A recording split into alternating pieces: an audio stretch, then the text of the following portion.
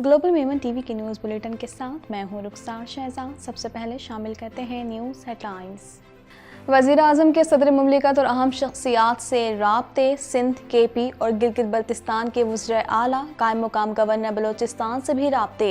Telephone पर ईद की मुबारकबाद दी, अहम उमूर पर भी तबादला ख्याल किया।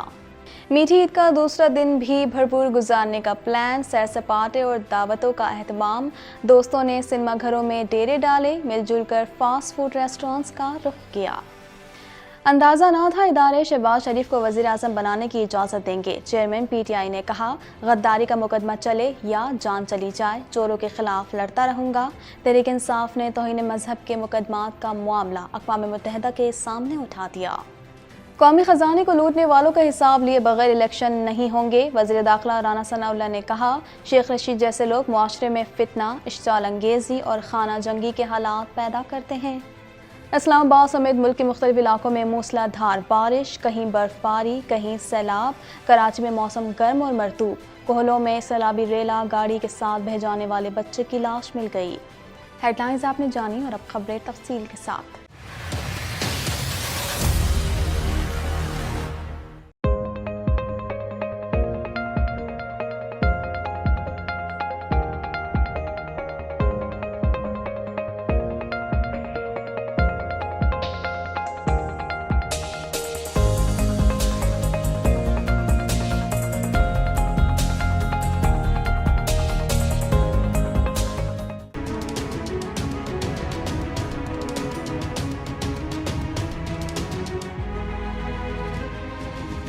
वज़ीर-ए-आज़म शहबाज शरीफ ने सदर मुमलिकत doctor Arif Alvi, army chief, इत्तेहादी जमातों के कायदीन और दीगर अहम शख्सियात को फ़ोन करके ईद की मुबारकबाद दी है। मज़ीद जानते हैं इस रिपोर्ट में।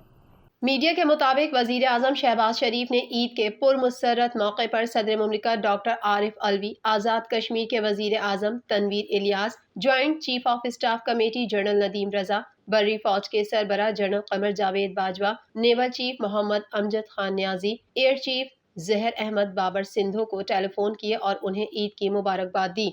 वज़ीर आज़म ने सिंध, KPK और गिलगित बल्तिस्तान के वज़राए आला, कायम मकाम गवर्नर बलोचिस्तान को भी फ़ोन करके ईद की मुबारकबाद पेश की।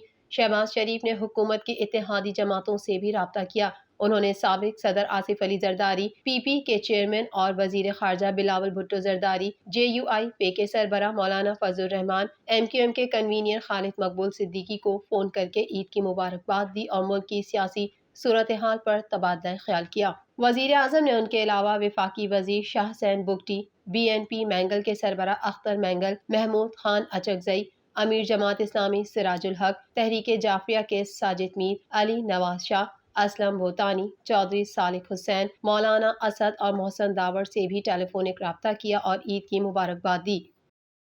मीठी ईद के दूसरे दिन को भी शहरियों ने भरपूर तरीके से मनाया। कहीं सैर सपाटे तो कहीं दावतों के दौरान हल्ले गुल्ले किए। मज़ीद जानते हैं इस रिपोर्ट में। मुल्क के छोटे बड़े शहरों में ईद के दूसरे रोज भी मेले सजे। बच्चा पार्टी अपनी ईदी लेकर उन मेलों में पहुंच गई, जहां उन्होंने मुख्तलिफ अंदाज से अपनी ईद की खुशियां मनाई। किसी ने घोड़े की सवारी की तो किसी का सबसे ऊंचे झूले में बैठने का मन ललचाया। गोल गप्पे, दही भल्ले, आइसक्रीम, कतलमे समेत दीगर की दीगर सौगातों ने बच्चों को अपनी जानिब खींचा। यार दोस्तों ने सिनेमा घरों में डेरे डाले, मिलजुल कर फास्ट फूड रेस्टोरेंट्स का रुख किया और गपशप लगाई। बड़े बुजुर्गों ने भी अपनी मंडलियां लगाईं और अपनी दिलचस्पियों में मगन रहे। खवातीन और लड़कियां भी किसी से पीछे नहीं। मेकअप और मनपसंद मलबूसात पहने, हाथों पर लगी मेहंदी का डिजाइन किसी का ज्यादा खूबसूरत बना, उस पर एक दूसरे पर बाजी ले जाने की कोशिश में लगी नजर आई। खवातीन का बावर्ची खाने से नाता आज भी जुड़ा रहा। नए नए खाने तैयार करके अपने अजीज रिश्तेदारों की खातिर मदारत की, कहीं कोई कमी न रह जाए, सभी का इस पर ध्यान रहा।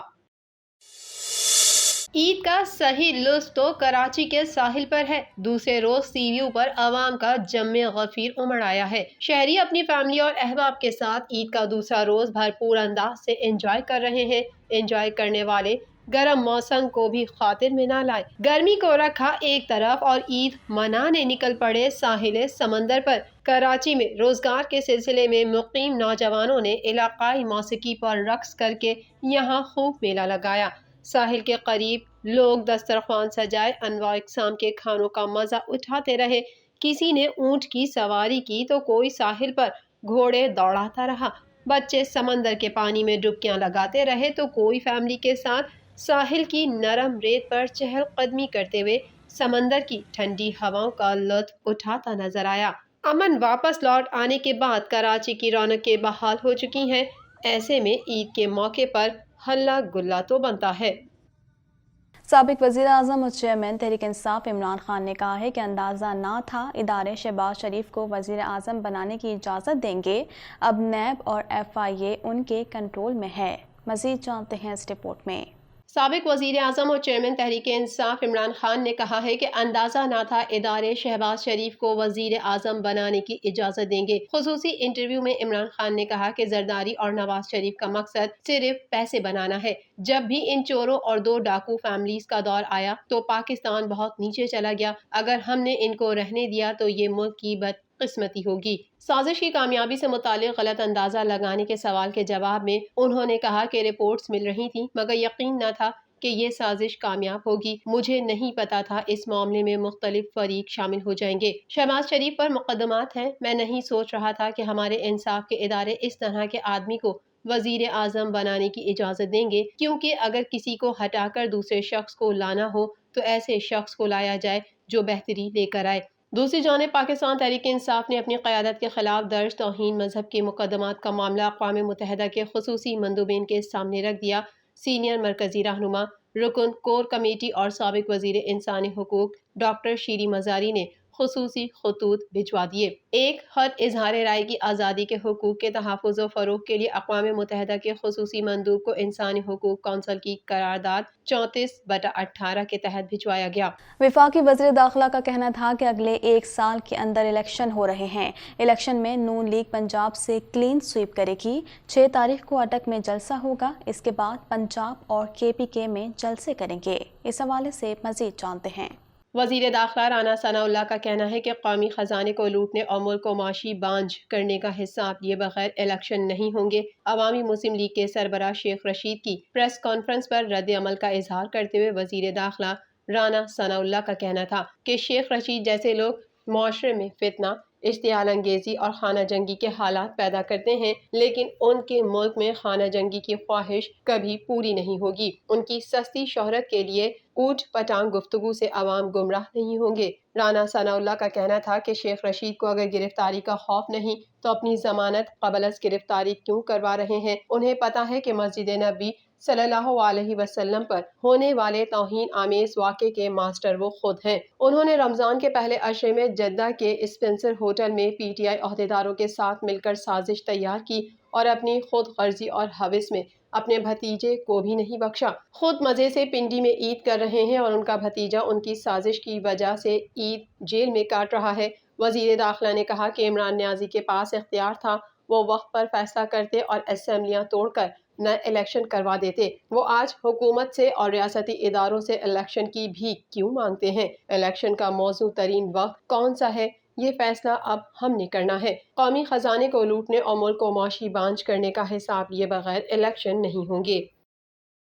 محکمہ موسمیات کی پیش گوئی کے مطابق عید کے دوسرے روز بھی ملک کے مختلف علاقوں میں بارش ہوئی۔ کئی جگہوں پر بارش سے سیلابی صورتحال پیدا ہو گئیں، جبکہ سب سے بڑے شہر کراچی میں موسم گرم ہے۔ مزید جانتے ہیں اس رپورٹ میں۔ بلوچستان کے ضلع کوہلو میں گزشتہ رات سیلابی ریلے میں گاڑی بہہ گئی تھی، جس میں موجود بچے کی لاش مل گئی۔ بچہ گاڑی کے ساتھ سیلابی ریلے میں بہہ گیا تھا، جس کی گزشتہ رات سے تلاش جاری تھی۔ جڑواں شہروں اسلام آباد اور راولپنڈی میں آج صبح گرج چمک کے ساتھ بارش ہوئی، جس کے باعث گرمی کا زور ٹوٹ گیا۔ گرمی کی شدت میں کمی سے موسم خوشگوار ہو گیا اور شہریوں کے چہرے خوشی سے کھل اٹھے۔ وہاڑی سمیت پنجاب کے مختلف شہروں میں گرج چمک کے ساتھ وقفے سے بارش کا سلسلہ جاری ہے۔ بارش کے باعث کئی فیڈر ٹرپ کر گئے اور بجلی کی فراہمی معطل ہو گئی۔ محکمہ موسمیات کے مطابق آج خیبر پختونخوا، شمالی بلوچستان، اسلام آباد، بالائی اور وسطی پنجاب، کشمیر اور گلگت بلتستان میں آندھی اور گرد آلود ہوائیں چلنے کے علاوہ گرج چمک کے ساتھ بارش کا امکان ہے۔ ملک بھر میں بارشوں کا سلسلہ 5 مئی تک جاری رہنے کی توقع ہے۔ آندھی اور تیز ہواؤں سے کمزور اسٹرکچرز کو نقصان پہنچنے کا خدشہ ہے، جبکہ بارشوں سے گلگت بلتستان میں لینڈ سلائڈنگ کا بھی خطرہ ہے۔